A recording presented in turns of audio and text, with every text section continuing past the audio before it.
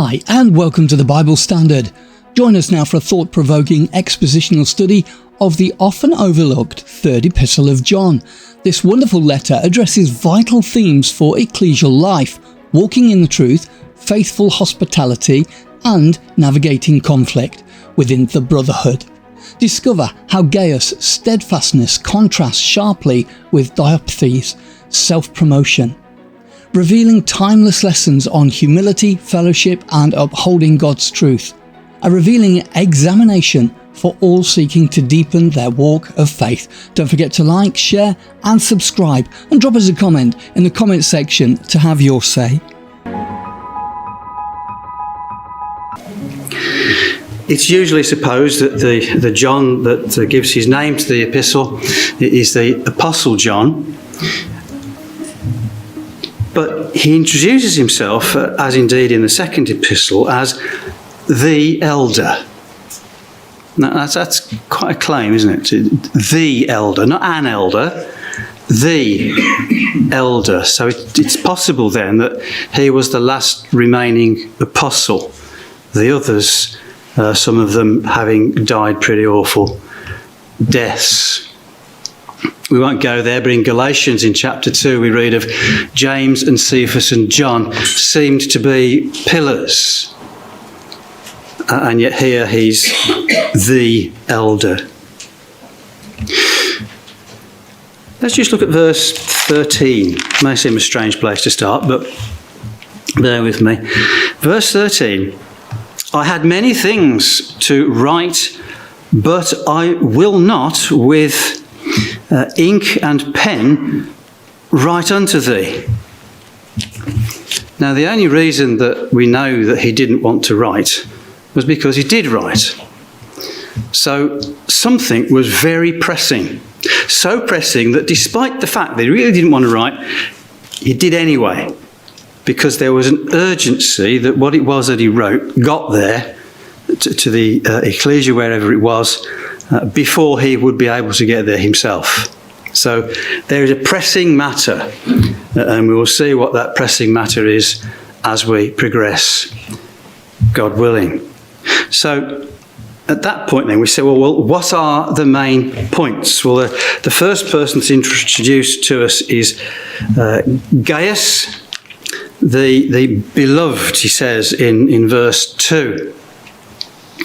And Gaius was clearly giving some support to some visiting brethren. We'll see the details again as we progress. But on the other hand, we come across this Diotrephes. He comes in verse 9. Diotrephes, who loveth to have the pre-eminence. And if that was the only thing that was written about him, we'd be uncomfortable with him straight away, wouldn't we? But we'll see about him again shortly. So there is this issue going on where we've got a brother supporting other brethren and another brother who, to use a modern phrase, is throwing his weight around. So who was this Gaius? There are other of the same name, but just have a look at Romans. Would you come with me, please, to Romans and chapter 16? And we have a Gaius there who seems to have the same characteristics. Romans 16 and at verse 23, Gaius, mine host, and of the whole ecclesia, saluteth you. Now, the Apostle Paul didn't travel alone. There were always others with him. So when we read of Gaius, mine host, he's clearly being host to several brethren, probably. But not just that, we read, and of the whole ecclesia. So it would seem that the whole ecclesia met in the home of Gaius. So he was therefore a man of some substance. He had a property of some sort that could house the ecclesia, and he used some of his wealth to be able to sustain the Apostle Paul and others who were with him. So he seems to be this key character, and that's exactly what he's doing here in John. So I think that's him, but it doesn't altogether matter if it wasn't. And so in verse 1, the elder unto the well-beloved Gaius, whom I love in the truth. So John here undoubtedly declares his love for Gaius, because obviously he would be sound in the faith, he wouldn't love him otherwise, and because he was generous to those that were round about him. But we see in verse 2, beloved, I wish above all things. And then in verse 5, beloved, thou doest faithfully whatsoever thou doest. And again in verse 11, we have there, beloved, follow not that which is evil. So once we get past the first verse, he doesn't use his name. He just refers to him as the beloved. So clearly, this Gaius was very close to the Apostle John and very high in his estimation. So in verse 2, we read, I wish above all things that thou mayest prosper. And wish isn't the best of translations. We'd better be rendered to pray. So he doesn't just wish for it. He prays that that Gaius may prosper and be in health. So that there's concern for Gaius that perhaps might not be the case. And that is indeed, as we shall see. But it's right then that we do indeed pray for others in this way, to be prosperous and in health, because we know that enables us to be able to help our brethren and sisters. And I think that's key in a lesson in what Gaius was doing here, that we can take to ourselves. Yes, we can be prosperous and in health, but are we using that blessing to help our brothers and sisters in whatever way that we can? And in verse 3 we read there, I rejoiced greatly when the brethren came and testified of the truth that is in thee. So clearly he's a sound brother, even as thou walkest in the truth. So there's two elements there, aren't there? There's the truth that is in thee. So he had an understanding of the truth. But we also read, thou walkest in the truth. And there's two different elements there. And we have to be careful that our knowledge of the truth isn't just something we can spout on about. But again, we come back to this point about helping our brothers and sisters and our walk before the Father. And walk isn't just an academic thing, is it? It's walking. There's a number of things about walking. It requires effort, and it requires direction. And it requires direction to a destination, even if that destination is in fact where we started from. So there's two things, right? We've got to put some effort into it, and we've got to know where we're going. We can't just wander aimlessly around in this context.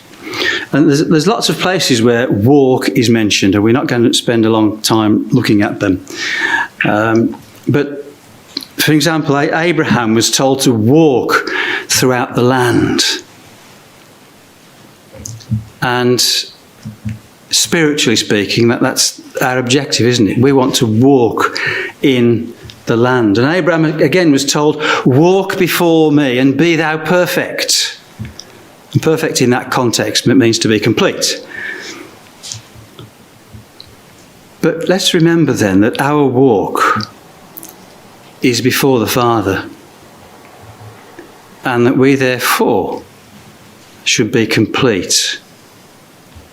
Complete in how we deal with our brothers and sisters, complete in our attitude, complete in our way of life, all sorts of things. But always remember, walk before me.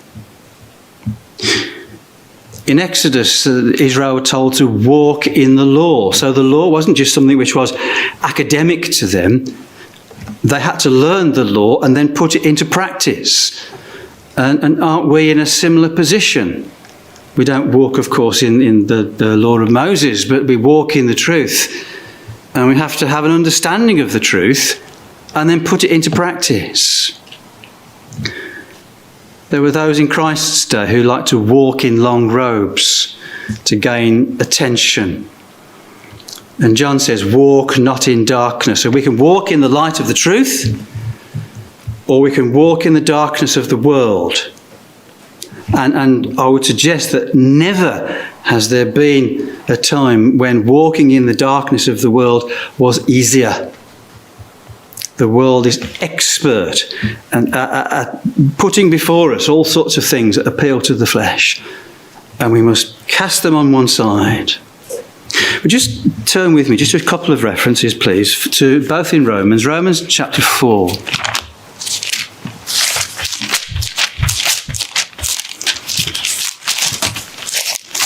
Romans and chapter 4, and at verse 12, where we read, this is Romans 4 and verse 12, and speaking of Abraham, the father of circumcision, to them, who are not of the circumcision only, but who also walk in the steps of that faith of our father Abraham, which he had, being not yet circumcised. Now, we're not concerned with the argument about circumcision and uncircumcision, but just to make the point that the instruction to the brethren at Rome, and therefore to ourselves, is that we walk in the steps of the faith of our father Abraham. And we all know what an amazing character he was.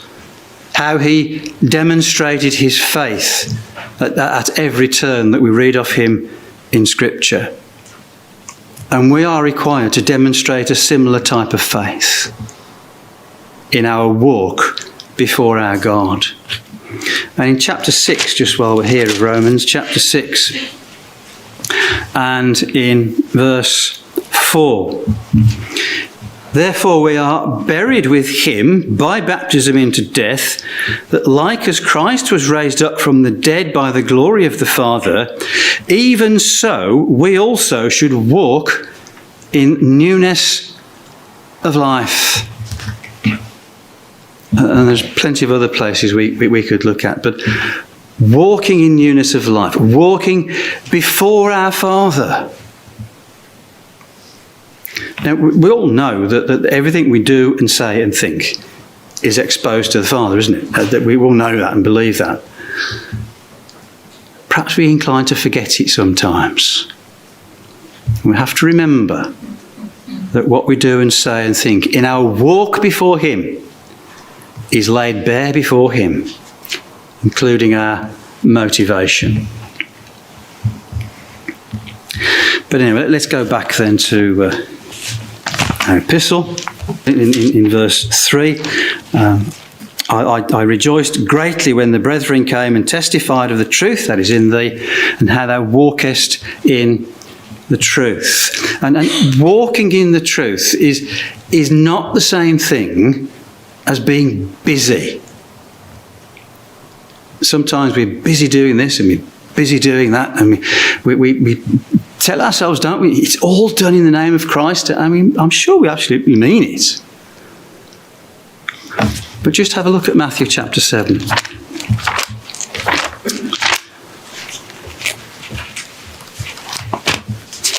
Matthew 7 and at verse 22. Matthew 7:22. Many will say unto me in that day, Lord, Lord, have we not prophesied in thy name? And in thy name have cast out devils? And in thy name have done many wonderful works? So here are these brethren then who do these wonderful things. And Christ says, then will I profess unto them, I never knew you. Depart from me, ye that work iniquity. So we have to be very careful that our walk before our Heavenly Father is in accordance with his will. We've got all the instructions, haven't we? We know what they are, or perhaps most of them. But how important is it then that our walk before him is right? So, let's move on then. And then we read in verse 4, I have no greater joy than to hear that one of my children walk in the truth. And that suggests that John taught Gaius the truth, doesn't it? And perhaps that helps to explain this link which is between them, that Gaius is the beloved. So he's together in that way. Verses 5, 6 and 7 in the authorised version are all one sentence. So we really need to think of them together. Fine there. In verse 6, which have borne... Let's just go back a bit. Thou doest to the brethren and to the strangers. I would suggest that the strangers aren't people who sort of walk in off the street. They are unknown brethren that weren't known to Gaius before. Thou doest faithfully whatsoever thou doest to the brethren and to the strangers, which have borne witness to thy charity or thy love before the ecclesia, whom thou would bring forward on their journey after a goodly sort, thou shalt do well. So John here is encouraging Gaius to keep doing what he's doing, and when these brethren have done whatever they need to do, to send them on their way, having refreshed them. And in verse 7, because that for his name's sake they went forth, taking nothing of the Gentiles. So that would appear to me that these brethren that were previously unknown were a group of brethren who were preaching the gospel. I think that's what we mean by they went forth, taking nothing of the Gentiles. And of course, that's the Apostle Paul's example, isn't it? And here, John is careful to give absolute support to what Gaius is doing. Carry on doing it. Do whatever thou doest to the brethren. There's a reason, we shall see, why he gives Gaius that support. And what Gaius appears to have done is to give these brethren, whoever they were and how many they were, a hospitality of some sort. And so hospitality is part of the walk that Gaius exercised on a regular basis with these various visitors that he had in his home. We're not going to digress on hospitality. We know how important it is in the truth, don't we? And how important it is that should be spread amongst us. So in verse 6 we read, which have borne witness of thy charity before the ecclesia, whom thou bring forward on their journey. So the whom must be the brethren that we've been talking to before. And the whole reason that Gaius was so supportive, John was supportive of Gaius, was that it was all done in the name of Christ, wasn't it? Because they went forth for his name's sake, we read in verse 7. So at this point, all appears to be well. We've got Gaius doing the right things. He's using his wealth to support the ecclesia wherever he was, and he's visiting brethren, and that's all well and good. But then we come across Diotrephes, and he sort of hits us between the eyes, doesn't it? This so-called brother from verse 9 and onwards. He only comes here. And Diotrephes means to be nourished of Jupiter or nourished of Zeus, and so clearly has a Gentile name. And so the apostle says, I wrote unto the ecclesia. Now we don't know what it was that he wrote, I don't think. It might have been Corinth, but I don't really like to deal with what might be, so we'll leave that on one side. But either way, whatever ecclesia Gaius and Diotrephes were members of, the Apostle Paul wrote. This is important. He wrote to the ecclesia, not to a brother, to the ecclesia. And still in verse 9, Diotrephes, who loveth to have the preeminence among them, received us not. So here is one member of the ecclesia deciding what letters should and should not be read and which brethren should and should not be received. Just one brother. And we read, loved to have the preeminence. And so we have to remember that whatever tasks we have within ecclesial life, we are servants of the whole ecclesia. And that's a really important point. None of us should ever have preeminence. And just pop back with me, please, to 1 Timothy in chapter 3. Let's start at verse 14. But these things write I unto thee, hoping to come unto thee shortly. But if I tarry long, that thou mayest know how thou oughtest to behave thyself in the house of God, which is the ecclesia of the living God, the pillar and ground of the truth. So there's a description of an ecclesia, and it should be the description of every ecclesia. It's not our ecclesia, it's the house of God.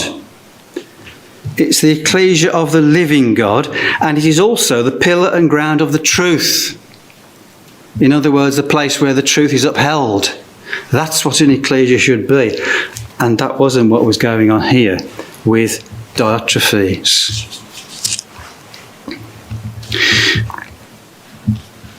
And so we read in verse 10, wherefore if I come, I will remember his deeds which he doeth, prating against us with malicious words.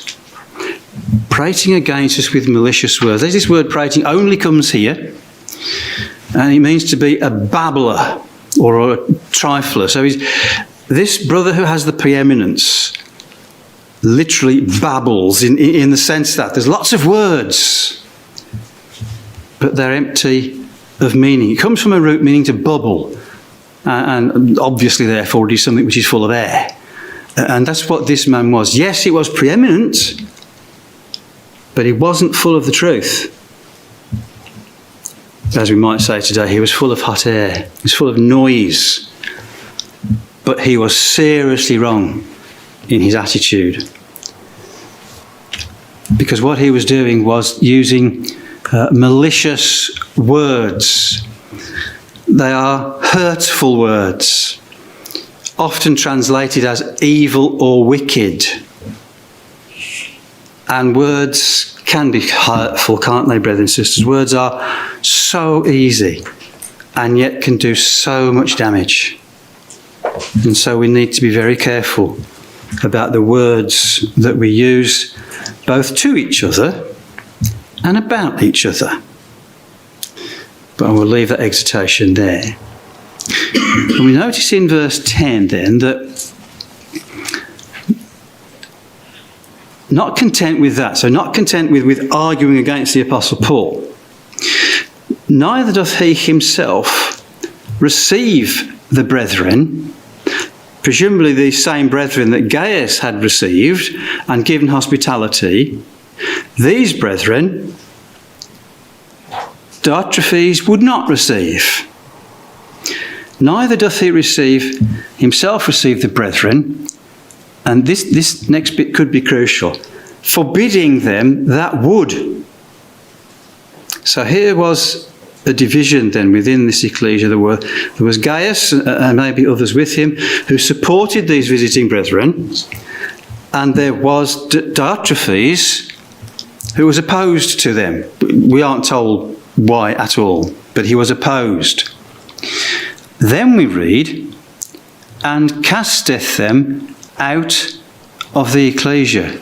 So it's got to this point, this absolutely crucial point, that Diotrephes is casting people out of the ecclesia because they are supporting these visiting brethren. And Gaius obviously was not just one of them, but maybe the main person there. So now I would suggest we understand what the urgency was.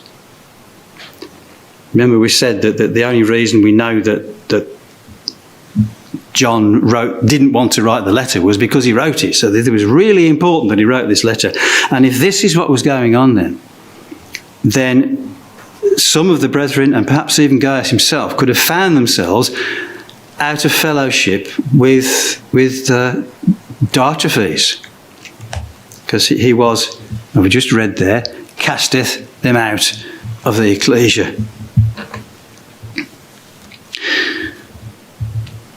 And obviously, therefore, he was being totally autocratic in what he did. Not only did he love the preeminence, but he seems to have the preeminence. There's a distinction I think we need to just draw attention to with our own practice here. What the churches round about us do is they excommunicate. They push somebody out, they excommunicate them, they're not welcome, that's it, end of. What we do is we withdraw our fellowship from someone, and withdrawal of fellowship is the last activity in a long line of activities where a brother or sister has been trying to encourage them to come back to the truth, or to desist in some bad practice or doctrine, whatever it might be. And if there's a whole series of events and quite often can take quite a long time, and rightly so, but eventually the ecclesia will be asked to withdraw fellowship. In other words, withdrawal of fellowship is a plea, the final plea, the plea of the whole ecclesia, that a brother or sister might mend their ways. I do detect sometimes, particularly amongst our young people, that's not clearly understood. So there we are. So he's been very autocratic. So he was wrong. He was wrong in his treatment of the brethren, because Gaius is approved of by the Apostle John, so therefore he is right. And to oppose, therefore, would be wrong, so Demetrius would be wrong. So his treatment of those brethren was wrong. And because of his high-handed actions, he was wrong. And it's ever so easy to say, yeah, Diotrephes, was absolutely wrong. Should have been doing that, and that's true. But where was the ecclesia? Where were the brethren and sisters? Where were those that should have been opposing Diotrephes? He was allowed to be in that position by his ecclesia. We don't know what conversations took place. We don't know what was said. But I think the ecclesia here, we need to draw attention to the fact that there doesn't seem to be any discussion with the ecclesia at all. John is talking about Diotrephes and what Diotrephes is doing. No mention of where the ecclesia might have improved matters in these things. And then we read, then, beloved, follow not that which is evil, but that which is good. And it seems to come out of nowhere, doesn't it? Is this evil and good? But I think it's explained in verse 12, isn't it? Demetrius hath a good report of all men. So whoever Demetrius was represents, he could follow the good. In other words, stick with Demetrius. Whatever you do, don't follow Diotrephes. They were the evil and the good. And the Apostle John is encouraging Gaius, because he can't be there himself, so he's written this letter to support this brother who either had been or was facing being thrown out of the ecclesia. He said, what did we say? Demetrius is good. Stay with Demetrius, and then at least there'll be two of you. Pretty dreadful situation for this beloved brother, Gaius to find himself in. So Demetrius then had a good report of all men and of the truth itself. So Demetrius is known generally in his local area, and he's also known within his ecclesia. And so this report had got back to John. So it was clear then that he was good at whatever he did. And so we've already thought about verse 13. So we think about verse 14. But I trust I shall come shortly to see thee, and we shall speak face to face. Peace be unto thee. Our friends salute thee. Greet the friends by name. And that does seem a strange place to finish an epistle. But for the reasons we've looked at, this was written in great haste and had to be dispatched to Gaius with all possible haste. And so he says, greet the friends by name. Who the friends were, we simply don't know. But he's making an important point for us there about the importance of greeting by name. Now, I have a bit of a problem. I forget people's names almost straight away. But nevertheless, the scriptural injunction here is to greet one another and whoever the friends may have been by name. So to be greeting by name is important. Just have a look at the Gospel of John and chapter 10.